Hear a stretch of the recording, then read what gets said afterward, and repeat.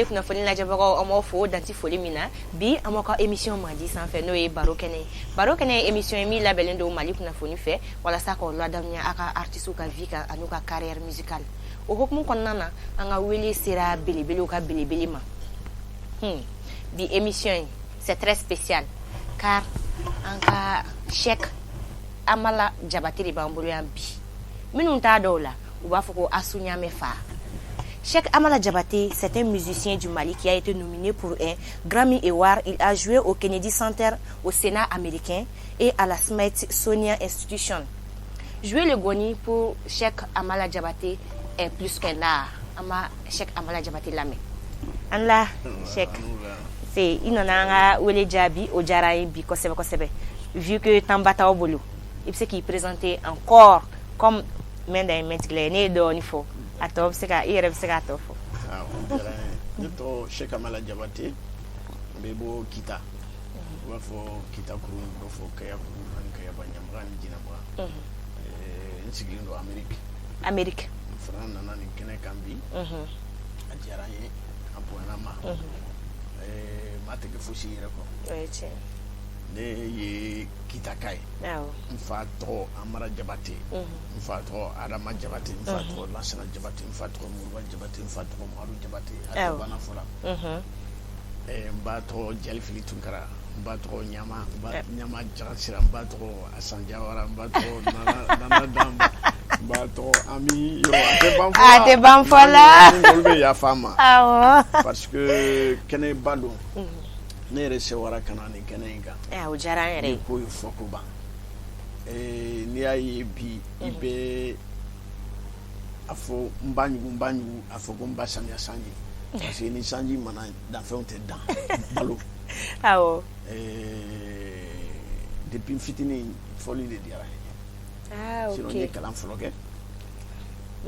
ka barauke nte jilia yere bara nte jilia bara ok o kalam hukumu ye mais foli wa fo jeli matmaro kuna ma fola la ka be la bala surtout entre jamana min kan no ye Amerique no ye foi te femme bo jien kono o foli de donc anga foli femme me chukodi e Amerique bon foli femme tellement que ka ira malien na ko ala ya son anyina le reson be se ga mefo parce que foli femme do flene mi flembo ya mi ko boni et ne bi goni de fo nous sommes kefe mais goni est instrument doye a original o e kordu nani de jeli goni parce que na frago goni jeli kan goni be kamalen goni be do sun goni be goni su gachade mais jeli goni o de ni ne jeli goni original kordu nani mais min be mbula min to kordu dalon parce que comme in be so yoro fama mi ya ka chaira ga se fuga se degré do la bon mbe so yoro ma ok d'accord goni mi fle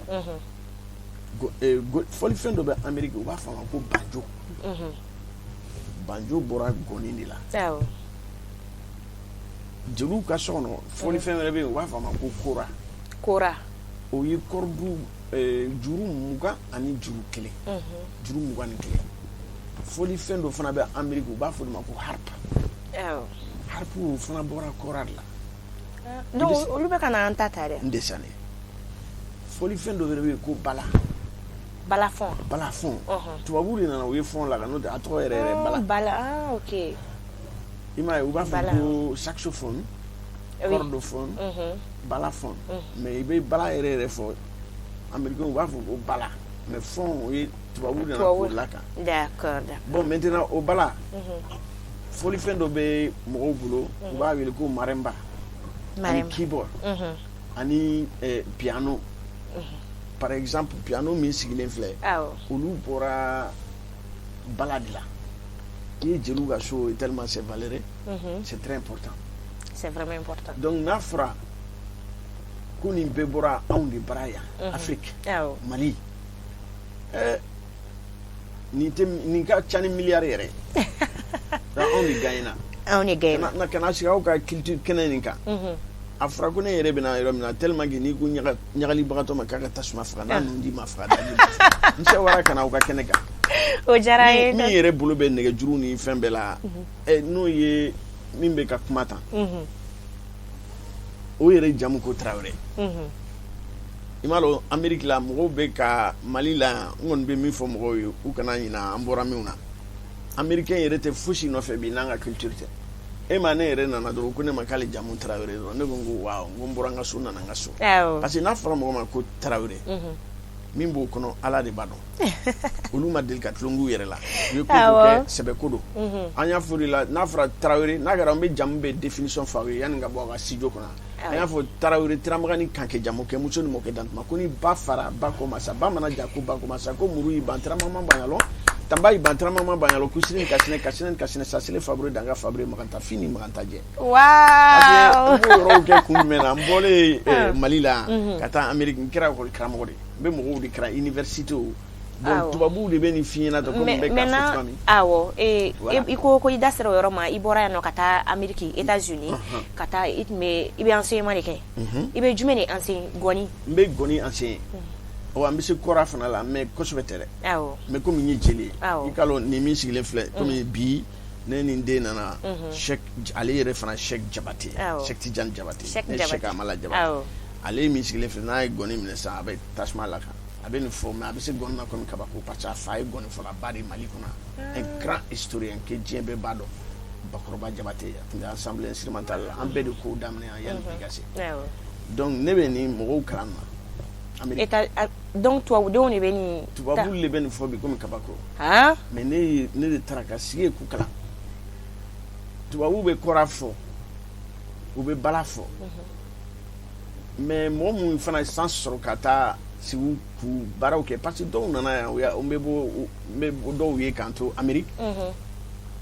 u b'a fɔ an ka karamɔgɔ bɛ Amérique jamana kan a tɔgɔ ko Cheikh Amala Jabate ale de b'anw dege gɔni na a b'an dege kow bɛ kɛ cogoya min culture donc n bɛ mɔgɔw kalan gɔni na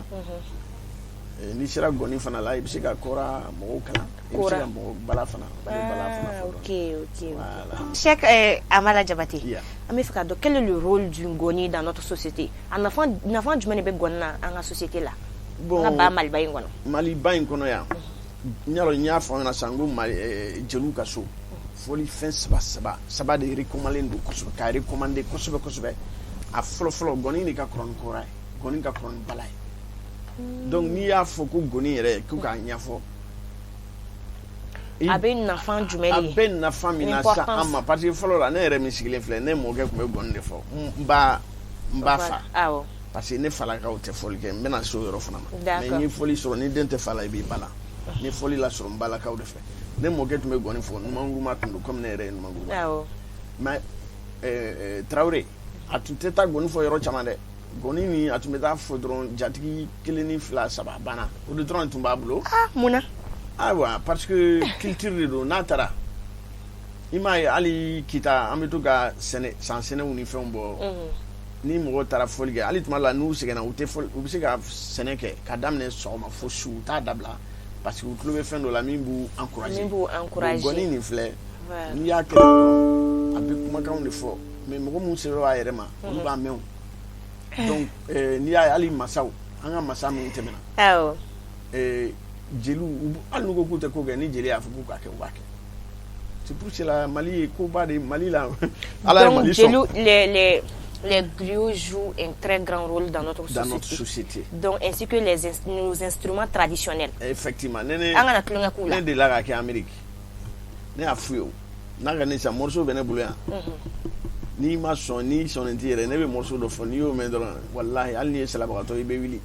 Ka baara kɛ. E tɛ salaya kɛ o kɔ. E ma mɛn sisan mɔgɔw n'o fɔ Amérique yɛrɛ la. Fugari e de la ka fugari jeli ye fugari bolo. Ne ye fugari e ni ala cɛ jeli tɛ tugu fugari kɔ e bɛ se i yɛrɛ ba n ko ne y'a ye de ni jelikɛ bɛ nalen nin fɛ n'i ye fugari ye fugari bɛ nalen tan dɛ a bɛ sira de fara ka carré briser sinon la ligne droite est plus pour semer d'un point à un autre mais ale b'a briser parce que a tɛ se k'a ni jelikɛ ka ɲɔgɔn ye parce que a ma sɛbɛ don a yɛrɛ ma o de la hali n'a fɔra ne bɛ Amérique ne bɛ baara kɛ be enseignement mais basé sur quoi précisément? C'est Soundiata Keita, l'histoire de Soundiata Keita. L'histoire de Soundiata Keita, c'est vraiment intéressant. Amérique wallahi so be saradamina an yɛrɛ b'a dɔn million de kalo kala an bɛ wari mun sara mais n'a fɔra mɔgɔ min tɛ balo foyi la fo goni yɔrɔ ancestor mun tɛmɛna an ka ancestor je vais dire en français an ka makɔrɔbaw mɔgɔ mun tɛmɛna an bangebaga mun tɛmɛna an bɛ dugawu kɛ ni instrument ye sinon n'o de fɔ Keita filɛ Keita la ka yɛrɛ n'an ye n'an ko Keita nare maga mandenga jakuma kabala simbo ton tan jon tan woro kala fa jon ni suba jata wali ngi pharmacie de bebili jelu de bu be fo ka fo min temena yani donc ka louange kɛ u jatigiw ye wala sa olu fana ka se ka courage tare u bɔra min na ka dɔ n bɔra ninnu de la ma ne yɛrɛ se ka mala min sigilen fɛ tellement que ne ka farin quoi fariya façon min don dɛ ne jatigi fɛn k'i ti i mi sɛbɛ do yɛrɛ ma wallahi donc e bɛ jatigiw encourager ka baara kɛ parce que ne b'a f'i ɲɛna i fa ye i mɔkɛ ye min kɛ awɔ i benbaw ye min kɛ i mɔkɛ ye min kɛ e fa ye min kɛ n'a fɔra k'e de filɛ nin manamana la ala kana ni ma sabali ne b'a fɔ mɔgɔ ma ye n tɛ fɛ ka mɔgɔw tɔgɔ fɔ yan ne tɛ denmisɛnnin baden mɔnna ne bolo u bɛɛ yɛlɛmana sa dɔw ye ministre yan u mɔnna ne bolo Amérique d'accord an ye baaraw kɛ ɲɔgɔn fɛ ne minnu ye dɔrɔn ka ko ka d'u ye dɔw bɛ saga san ye parce que ni mɔgɔ nana Amérique dɔw bɛ na bi u ma dugu ɲalɔn mais ni ala ye ne don i garijɛgɛ la n b'a fɔ dɔrɔn bon i nana i bisimila n ko yan bɛ diya i la o tigi bɛ kule ten ko tɔnɔ se ka mara n ko yan bɛ diya i la a bɛ diya i la kun min na i bɔra yɔrɔ min na n'a sɔrɔ e tun ye i fa e y'o den de mais sisan e fa e de kɛra o fa ye o kɛra e den ye parce que a y'a fɔ k'ale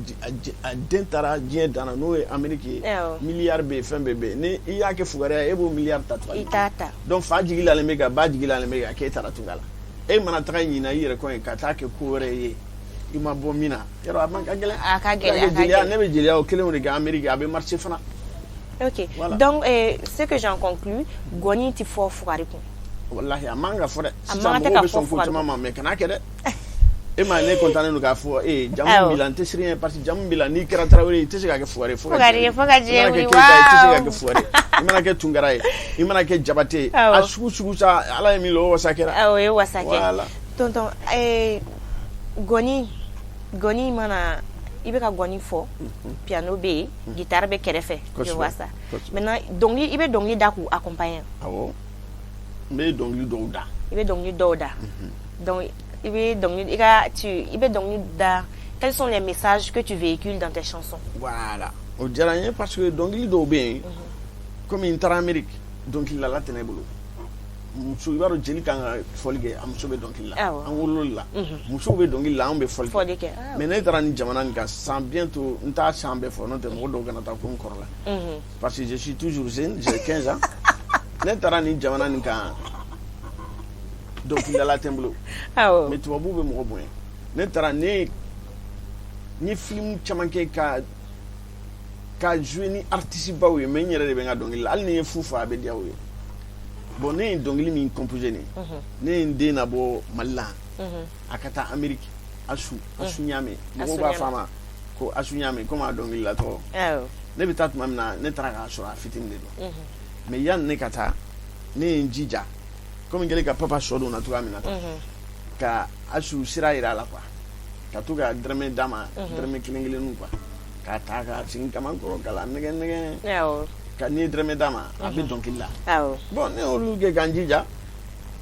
sisan n'i y'a ye ne taara Tunga la ne y'a sɔrɔ ne den vraiment n tun b'a fɛ a ka min kɛ n ye n bolo ɲɛsin yɔrɔ min na tile bɔra yen Asu kɛra dɔnkilidala ye ka di bɔ ne la message ni fɛnw ne fana ye ni morceau min ni n bɛ to k'a da diɲɛ yɔrɔ o yɔrɔ ni n taara ko bani tubabu ko bani sometime ko kana to k'a fɔ tuma bɛɛ ko awɔ k'i k'a fɔ ko ayi i ka dignité fɛn fɛn mana kɛ e k'a fɔ ko awɔ a man ɲi kana siran tiɲɛ fɔ mɔgɔw ye i k'a fɔ tuma dɔ ko ayi n'u ko ko ayi mun na i b'a fɔ ko ne ka dignité e ye nkalontigɛla i b'a fɛ ne k'i ka nkalon sɔn ji la parce que influencelen don i la wari b'i bolo ou bien fɛn dɔ b'i bolo i tɛ sira ɲuman kan kana kɛ dɛ il faut dire non pour c'est non for your dignity donc quelquefois il faut dire non for your dignity a fɔ i ka dignité a kana sɔn sa donc ko sɔn fana k'a fɔ fana banni ne muso ne ye morceau in da la a ka di n ye k'a da parce que tuma dɔ la n y'a fɔ mɔgɔw ye Amérique n'i bɛ sanu di ba ma o tɛ se k'i ba sara sɔrɔ wari bɛ di ba ma o tɛ se k'i ba sara sɔrɔ fini bɛ d'a ma o tɛ ba sara sɔrɔ ba ka bon ni fini a ka bon sanu ye a ka bon ni wari ye o sɔrɔ banni ne ba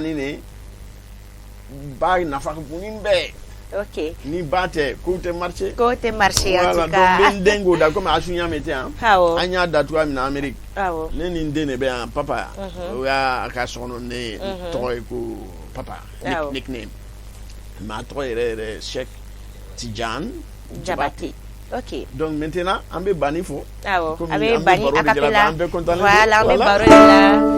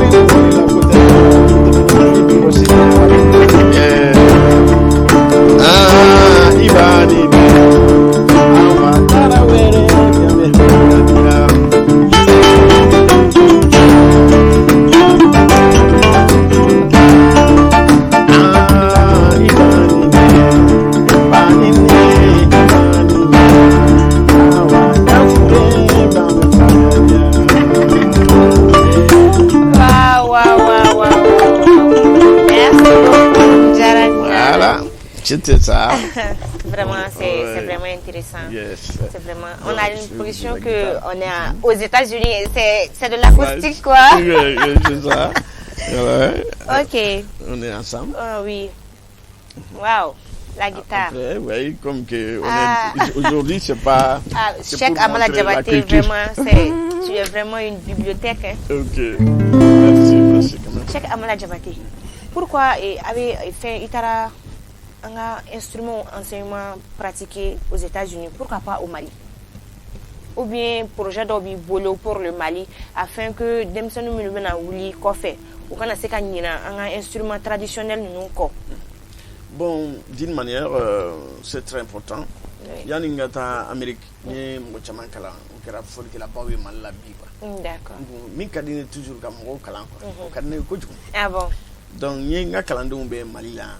Ou fol que la bawe gonu ni kora ou ni bala ou kera troti bawe ya. A do ire fu Grammy de resto. Grammy rewa. Bon, ne koni tel que guitare influence ka an ga so e klange so de ne tonton a to ko Jelimadi Tunkara ne ba do on de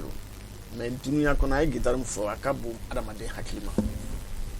ni ayi mo ne guitare ere taka danser ga depuis ne mawulo ay guitare fo jien dugu bela donc an nano o ka foli di nana foli dia an yɛrɛ ne kelen tɛ an ni mɔgɔ dɔw de y'a daminɛ yan Bamako anw de tun bɛ wele ko cɛbalu kalabanti cɛbalu kalabanti an kɛla ne ok donc an mɔgɔ saba de tun bɛ foli kɛ an bɛ Jelimadi de bolo Suleman Tunkara u b'a fɔ a ma ko DJ sisan a fana bɛ dɔn kɛ a bɛ ko caman kɛ Mali la a bɛ guitare fɔ Suleman Tunkara ale tun ye Yayi Kanute cɛ o ye Jelimadi fana dɔgɔ cɛ n'u bɔra yen an tɔ kelen fana bɛ yen ko Fajala Jawara mais ale fana sigilen don France a mɛnna ka ca ni san 30 sisan comme an bɛɛ taara cogoya dɔ la an kɔni taara donc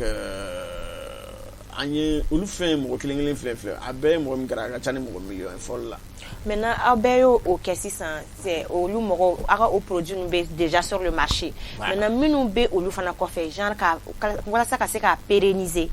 n'aw tun farala ɲɔgɔn kan k'aw bolo di ɲɔgɔn ma comme aw tun ye groupe ye dans à ce temps ka se ka école institut a mana kɛ a sugu sugu ye ka se ka denmisɛnninw encadrer jusqu'à présent parce que Mali la yan tu as l'impression que an ka instrument traditionnel ninnu bɛ ka disparaître. Oui. N tun bɛ siga o yɔrɔ fana ma parce que o yɔrɔ diyara n ye kojugu komi i y'a fɔ ne taara Tunkara bien vrai que bɛɛ bɛ taa k'a ɲɛɲini non seulement n bɛ taa kalan na parce que tuma dɔ la o y'i ɲininka ye pour que i bɛ bɔ nin dugu di ma jamana min kan français yɛrɛ tɛ fɔ anglais a bɛɛ ye anglais n'i taara i b'a bɛɛ daminɛ à zéro parce que tellement que i ka kan tɛ k'i dege o la fo ka taa kɛ école karamɔgɔ ye ka mɔgɔw a ma nɔgɔ ne ye yɔrɔ min fɔ sa ne taara o yɛrɛ la Tunkara pour que ka taa ko ɲɛɲini ka na an ka jamana pour que an bɛ baara min na a kana tunu pour an ka culture ye donc sisan ne taara yen n ye recherche kɛ ka mɔgɔw kalan gɔni na yen fana donc gɔni fangaba b'a la yen sisan fana ne ye n jija mɔgɔ caman bɛ ne don n ye film caman tourné o mɔgɔ minnu bɛ Amérique yen ne olu bɛɛ kun da Mali de kan sisan donc ça ne ka université kan ka jɔ Kita de institut Cheikh Amala institut basé sur la culture donc yɔrɔ o kɔni ye kuruba yɛrɛ o kɔrɔ tɛ nana ɲina bon Amérique la sisan n ye université camanba bɛ yen mun kɛlen don ka saxophone 200 diyan donc ni sisan n bɛ n'ale saxophone min bɛ fɔ o 200 ani nin bɛ instrument fɔ la ni ɲɔgɔn 200 ou bien 1000 jeli sara bɛɛ bɛ n bolo conteneur de a kan ka kala ka na baaraw continuer yan guitare ampli micro fɛn sugu bɛɛ b'a la walasa bon fana ka tila ka kɔra baden kɔra dilan usine ka kɔra dilan usine n y'o bɛɛ de kɛ n ka projet la kɔra dilan usine k'a dayɛlɛ yan parce que ani gɔni dilan usine ani bala dilan c'est à dire yɔrɔ u b'a dilan n'u bolo ye donc n ye machine commandé o bɛɛ bɛna sigi yan ka dilan ni machine ye ka tila ka importer ka taa n'a ye u fɛ yen tuguni ka taa n'a ye ka université kalan toujours parce que an bɔra fɛn min na koba de don. Voilà. I da sera yɔrɔ dɔ ma k'i participer la film dɔ la i bɛ se k'i da don film dɔw la k'o fɔ an ye genre ka titre dɔn bref la quoi ka titre fɔ an ye. N bɔra n ye film dɔ kɛ 98 98. à Bloomington, Indianapolis. Ça, c'est en anglais. Ou bien en français, quoi. Comme en Amérique, Indianapolis. Donc, autre film, il y a d'amener en 1939. On en a mal là. Ni film de comme on en a copié. Sinon, je peux aussi promettre qu'à Klima. On a folge la barre de Batu Soukate. Ani Sidiki Jabato, Ani Arna Barou, Mo Jamani, Nta Uchabana, ou Dimchen, et en 1939, Yaklibola. Femme dame Rola. Donc, ni Batu Soukate, Ajinama, il de Barabeba. Donc, film, nous en a reçu depuis en 39. Depuis en 39. 1939. Kabinawa indépendance. Depuis ne retard ko benyama. Wow. Donc, au film, il est là-bas, on en a là-bas, faut 98, ou bien en Talima, comme ni Jamana Bade Mali. Alors, moi, oui, tu là, ko Bade. Donc, si ça amène ko Malien, nana ni Jamana, surtout avec Gonifo. Donc, lui, il est invité à Indianapolis, à l'université Bade. Il est là, il est dans le Jolin. Mɔgɔw bɛ na i ni sɔgɔma i ka kɛnɛ wa somɔgɔw bɛ tubabu a bɛɛ tubabu bilen e fa tɔgɔ e ba tɔgɔ e bɔra min Mali la non Mali ka di dɛ olu b'o fɔ an ka Mali ba bon n bɛn n'o film laban yɔrɔ ma fɛn min daminɛra film min tourné daminɛ depuis 39 fo ka na ne fa final la je fais partie dans ce film d'accord bon après ça n ye film dɔ wɛrɛ kɛ u b'a fɔ ma ko slavery esclavage yes donc slavery la Joya. Winta me banjo me banjo dilannen ni filɛ ne de b'a fɔ mais comme ni n bɛ jouer film fana la fulanba mun don comme i bɛ fɔlɔ film an bɛ nunukɔrɔsi ninnu bɛɛ bɛ bɔ yen bonbonsiw bɛ bɔ yen u b'an déguiser ka fini sugu dɔ don an na an bɛ don sariyo belebeleba ninnu kɔnɔ parce que tuma dɔ la film bɛ daminɛ 4 heures du matin o acteurs bɛ yen mun bɛ taa fili bɔgɔjiw ni fɛnw comme la traite des noirs something like that. La traite négrière. Voilà. On a dit qu'avec la traite des Noirs, l'Afrique a connu les moments les plus difficiles de son existence. Mais donc, c'est ça. Au film, nous avons participé même à folie de quel film. Donc, il est étant africain malien. Il y a Hollywood là. Il y a Royal White. Il y a violent, violent. Il y a banjo, il y a goni, mais à banjo la main. Donc, on a beau film là. Au fond, on a en 98. Les films tchamanké. Au tout temps que slavery. L'esclavage. Mais maintenant, ils ont jugé nécessaire qu'à Olu Taradouala. Genre qu'à État. Ou bien pour que l'esclavage que tu connais. Yes, excellente. C'est-à-dire que. Donc voilà, comment c'est déroulé. Ah, ok. Donc, il y a un tafol là. Parce qu'au fond, on a mis à aller basically Hollywood quoi. Mais moi, je suis particulièrement à Washington. On m'avait demandé qu'à Yeleman Iron, mais voilà, Amérique Cabo, Yoro Benitara, il était. C'est vrai que c'est Mora à Chamana, quoi. Il était un million de bibliothèques à faire, mais il n'est pas connecté. Donc, au niveau Washington, tu es plus connecté. Mais vous voyez, bon, Las Vegas, on m'a dit de déménager là-bas. Maçon, Los Angeles, la même chose. Nous, on est même de contrat sur la table là. Mais nous, Los Angeles, pour vous, à Washington, vous avez 100 ans. C'est-à-dire que vous connaissez fin bébé quoi. Acteur ban fin bébé. Vous contrat signé fait 100 ans sans moi qu'un million combien de millions mais il était à douze si la métier pour eux. Bon mais pour moi une voyager. Moi je suis toujours une semaine à Washington. Meta Las Vegas, meta Los Angeles, meta bien fambe. Parce que moi son gars élément au Djouna parce que comme circuit fermé. OK. Voilà, maintenant Cheikh Amala Diabaté, il y a une carrière belle fort, il y a une carrière belle là. Oui. Tu es aux États-Unis, tu as beaucoup fait. Maintenant quel a été ton plus grand échec? Mon échec? Oui. Fin du moment de ma carrière là. Bon, d'une manière on va faire maintenant que un échec là. D'abord, maintenant donne quoi? Bien quoi. Maintenant Amérique. Mais en matière parce que travail recherche de là. Ma échec mais échec fana pourquoi comme il y a faut comme on va faire depuis la usine nous a d'ailleurs njona. Voilà c'est kana. Voilà. Mais mon va travailler au chagola. Et puis jamana ketko dondoni. Comment les mira des oreilles. Bana ou fana nana. Sinon nous va sur progrès chamakira. Bana kachala blu frau sur la san ala ambe bout man na jamana sanjera international Roma mais en contané do donc au yoro de do oui tu as fait un acteur do tel que Forest Whitaker c'est un grand acteur ani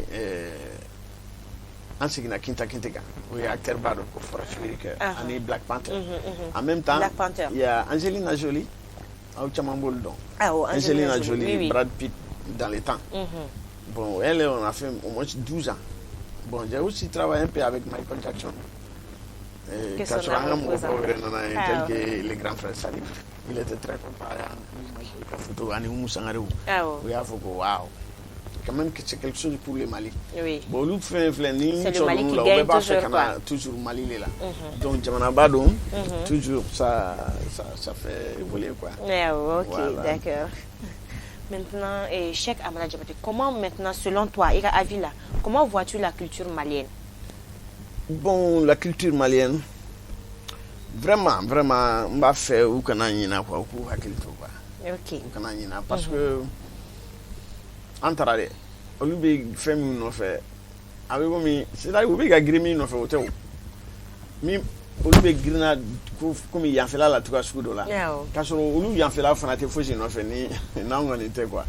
donc à nos culture c'est toujours bon parce que ça progresse la nouvelle génération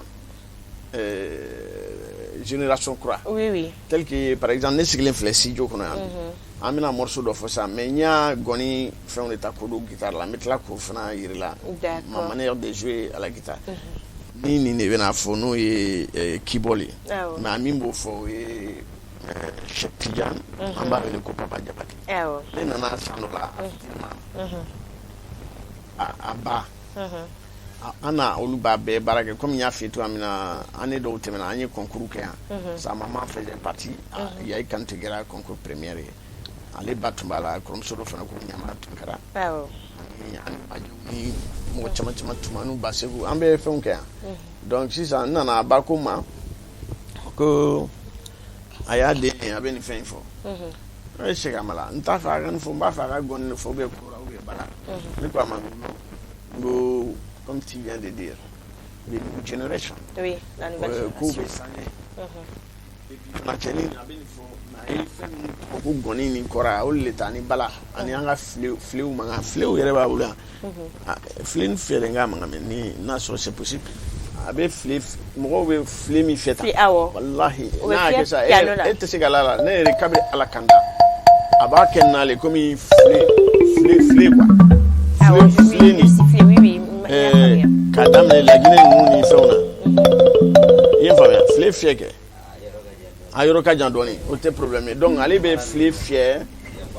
abe bala foni ni abe flé fier na abe koni manga hali kora tubenna le taro ni cheka kena to bara nya yinere donc nya fa bayana ngo atekomi amani na ere ko ya donc on veut comme mixer de ça c'est à dire que a mixé avec d'autres ya fa avec d'autres mais ni état de blassa qui bi fili en fait à dronga il vient que mo la filé donc o yoro la ça me fait ga mi fo anga culture ni foi matemaka e ma ga hali yoro yere partout ni fin borasa an bitla ga nyogo mi te bi fana les mira des oreilles mo angana mo boramina kana nyino go nere livre j'ai au moins 14 livres à la maison parce que ni écrivain be fana sur la culture au niveau des États-Unis j'ai dit à des gens to know where you go you gotta know where you come from pour que cadeau be talarom fait cadeau de e borarom d'accord donc au yoro la sa culture koni ou ka tracha ou ka ko beke me ou ka na nyina kwa ou ko akilto ali ne dem so fla asu nyame aga dongli chama be al na efem kwala mais abajelen do kangar la nyuma unka aka dongli be koro kan comme wajulu ala tara Amérique tara na voix d'Amérique là anye comment je les ai amenés comme ici les fletram na journaliste ou interviewé ne connaît ka tungala na ere nte dimi parce que ndé dim bona kwa aidin bona kumina parce que mbasa ga munke sira munke atara o sira fe nda ulke ne dun tunga vision ere fana odi parce que ne be ane madeli ini ne be ambansi ba ntese moma odi nga fere ntese moma nte kele fe quoi toujours moi je veux que on soit ensemble parce que Djelou ere ka rôle yode lu nga ta kele dans la société Djelou ka an ye kɛlɛ ban ni an yɛrɛ kɛlɛ kɛ a bɛ kɛ cogo di fɔlɔ hali kɛlɛ kɛ faamuyali balani dɔrɔn don komi banna hali ne bɛnkɛ ninnu ko ma ko bon ala de y'a kɛ ko Seka Amala taara tunga la ko n'o tɛ an tun t'a fɛ a ka taa parce que hali ne taara furu dɔw sara kow kɛra mais ko ne tun bɛ yan ko furu tun tɛ sa parce que ne yɛrɛ filɛ an bɛ se k'a sigi sisan ne bɛ baro dimanw ni fɛnw quoi diɲɛlatigɛ taabolo ɲumanw mais kana an ka sabali quoi an ka hakili to an yɛrɛ la o de ka di ne ye. donc i bɛ profiter o fɛ comme an bɛ ka se émission kuncɛyɔrɔ la ka se ka conseil di à la nouvelle génération. Inchallah. conseil de d'u ma. o diyara n ye kojugu Taramani Kankeja n y'o de fɔ émission yɛrɛ daminɛna kun min na ni émission yɛrɛ sigilen don min kan nin de don parce que ka bɔ ka kangari da min fana don ni an filila bɛɛ bɛ yafa an ma. Awɔ. sinon n bɛ Asunya min ka kuma la ale ba ne de fɔlɔ la ni mɔgɔ bɛ furu bɛ musomanin de d'i ma i n'a ka taa i cɛla la. Awɔ. mais ale bɛ furu tuma min na musomanin tun tɛ ne de tun bɛ yen donc ne de dira ale ma komi kɔɲɔ wolonin bon ne tun b'ale ka taa jiw ta musomanin t'a bolo n b'a ka naw susu kan a ye n kɛ komi k'an dege fɛn bɛɛ la i ye n faamuya donc mɔgɔ tɛ kɛ k'i tɛ fili mɔgɔw ka k'u jate minɛ k'i tɛgɛ di ɲɔgɔn ma kɛlɛ yɛrɛ ka ɲi o mais kɛlɛ de k'a tɛ ban hali ɲi ni nɛn bɛ se ɲɔgɔn ma i ye n faamuya toujours mɔgɔw k'u tɛgɛ di ɲɔgɔn ma et puis k'a fɔ an ka jeliw ye ni filila kuma la u ka yafa mais u ka sabali u k'u tɛgɛ di ɲɔgɔn ma u yɛrɛ ko ni kɔnɔw de jɛra k'olu bɛ bi fɔ a banna bon o dɔrɔn de don o fana yɛrɛ peut-être que tuma dɔw la dɔw de b'u bila fili la mais o fana olu bɛ tila n y'a ye fana hali n'u kɛlɛla u bɛ tila ka ɲɔgɔn faamuya u bɛ tila ka na quoi o ye hɛrɛ ye koba hali ne filɛ sigilen yɔrɔ min na ne bɛ ɲinan n nana jamana caman nana an bɛɛ de bɛ yan Amérique bɛ yan Inde bɛ yan China Japan France ka daminɛ tel que an ka Guinéw ni Congow ni Gabon ni an bɛɛ de bɛ yan quoi an bɛɛ nana congé la n bɛ baara kɛ fɛn la ko CSDM CSDM c'est-à-dire que comme pour les diaspora minnu bɛ tunga la donc CSDM kɔnɔ la u ye n ta k'an kɛ comme i ye min posé pour que n ka hakili to hali bi an ka culture na olu y'a fɔ ne ɲɛna u taalen ko Seka Amala n b'a fɛ ni n'aw nana Mali la an ka jɛ aw bɛ baara min na mɔgɔ si Mali ɲɔgɔn dugu ɲuman tɛ Mali ka ɲi ni diɲɛ dugu bɛɛ a ka di ni diɲɛ dugu bɛɛ an ka culture ni an sigilen filɛ kɛnɛ min kan o ɲɔgɔnnaw pourquoi Seka Amala n'i nana an tɛ concert organiser ka to ka mɔgɔ minnu ye Mali culture respecter k'an ka culture défend n'o ye dɔnkilidalaba minnu bɛ yen ani fɔlikɛlaba minnu tɛmɛna ka wariw dalajɛ pour que k'u dɛmɛ donc an bɛ se k'olu bɛɛ kɛ k'an tɛgɛ di ɲɔgɔn ma n'an nana tan an bɛ concert ba dɔ kɛ palais ni fɛnw na ka wariw dalajɛ k'aw ka ni ɲɔgɔn baara sugu ninnu k'a supporter et puis a kana bin quoi i ye jeliya ye wa donc jeliw b'u diya parce que jatigiw bɛ fɛn bɛɛ kɛ anw ye i ye n faamuya n bɛ n ka foli lase bɛɛ ma ka tila ka morceau dɔ bɛ n bolo k'o fɔ k'a yirila ko tunka fana ma ɲi o dun fana n y'o dilan min na an ka foli bɛ tunkarankew bɛɛ lajɛlen i mana foli kɛ tunkarankew ye k'a yira fana morceau min ni n b'a fɔ a bajɛlen don de kan n'i taara tunga la i k'i pɛrɛn ni ko bɛɛ ye morceau bajɛlen b'o de kan dɔw bɛ don kaso la ayi aw bɛna an kelen tɛ to yen donc morceau bajɛlen b'o kan an ka hakili to ɲɔgɔn na an ka hakili to n'aw bɔra ka faso la komi n y'a fɔ cogoya min aw kana ɲinɛ aw yɛrɛ kɔ aw ka hakili to aw yɛrɛ la ni min taara tunga la ka taa dɔrɔn ka taa ɲinɛ i yɛrɛ kɔ ne Seka Amala t'o la dɛ parce que dɔw donna kaso la yen n'o bɛɛ ye tuma dɔ la hali n'i bɛ kaso la n yɛrɛ bɛ sɛbɛnni kɛ dɔw bɛ bila mais dɔw tɛ bila mais parce que n lamɛnnen don parce que ne ye mɔgɔ min Amérique ala président b'a fɛ ka fɔli de kɛ fɔli de ka d'a bɛɛ ye quoi jamana o jɔra fɔli donc en grosso modo fɔli de ka di olu ye quoi fɔli ni ballontan ni basket ni ko culture art quoi voilà oui e ma min ko les États-Unis jamana min fara ɲɔgɔn olu ye diɲɛ bɛɛ daminɛ i b'a dɔn olu ye culture ni art ni olu ma tulonko de la o n'i ye e bɛ yan so jɔ san miliyɔn jeli ou bien miliyari jeli mɔgɔw dabara o na ko cɛ nin ye nin wari bɛɛ don nin so la mais e k'a fɔ sini kɛnɛba nin ko Asunya min kan ka jouer yan i n'a fɔ n bɛ exemple ta quoi oui je vois a don fɔlɔ yɛrɛ billet min bɛ ta tel que Beyoncé quoi ni Beyoncé bɛna jouer ou bien Janet Jackson ou bien Michael Jackson ou bien an ka fɔ dɔrɔn ko sini basket bɛ yen Jordan ni fɛnw i ye kow ye yan donc art la i bɛ wari sɔrɔ ka sɔrɔ a ma digi i la et puis nafaw bɛ sɔrɔ a la tout le monde est satisfait voilà ko ni mɔgɔ y'i dan tulonkɛ la a b'i dan sɛbɛ la i profiter o fɛ ka voilà inchallah bon message fana sa a bɛna na jinɛya yira u la sisan d'accord awo donc sisan mais yana an kana an ye émission o don an passera samedi loisir là avec Oumou Sangaré. Donc aujourd'hui on est là pour les cultures. Donc voilà, on be morceau jouer ka tila ka fɔ mɔgɔw ye n'u ye den sɔrɔ kana den to so no ay denw na do ka taa école la ni den ma taa école la dɔrɔn n'i y'a ye tubabu ye farafin da u dan ni kalan de ni mi den bila ka taa école la den ka di bɛɛ ye mais ni den to so ka to ka kɛ tiɲɛ a ma ɲi donc dɔnkili basé bolo kan parce que n taara tunga la mi tunga ye min yira na n'i y'a ye ko kɛra n'an bɛ retard la Mali la kalanbaliya donc o kɛra inspiré i y'a kɛ dɔnkili ye en même temps an ka taa n'o dɔnkili